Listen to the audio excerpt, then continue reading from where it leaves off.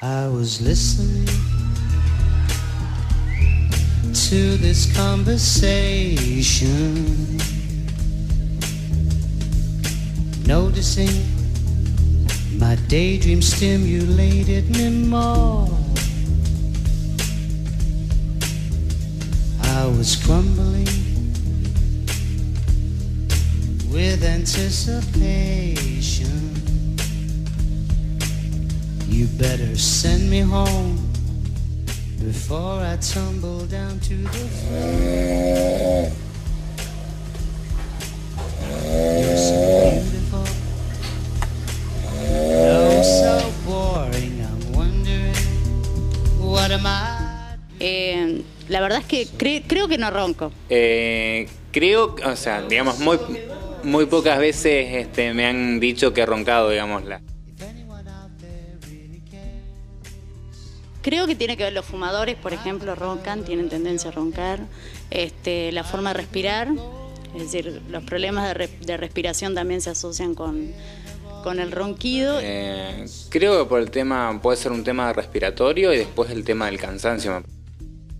Bueno, el ronquido a veces se da por patología cardíaca. En ese caso, por lo general la persona que ronca no se entera. Se lo dice el familiar que duerme con esa persona.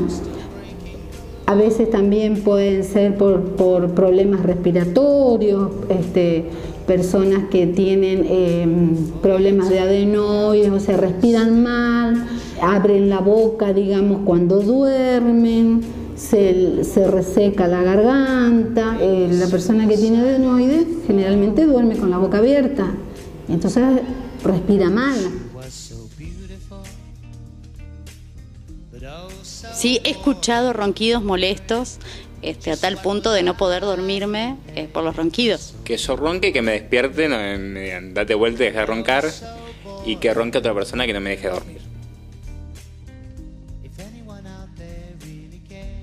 Las veces que he roncado coincide, digamos, por ahí con el estar muy cansado, con la posición, digamos, en la que duermo y por el haber acostado después de recién comido, digamos.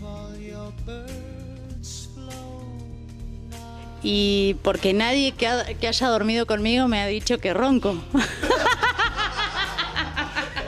O sea...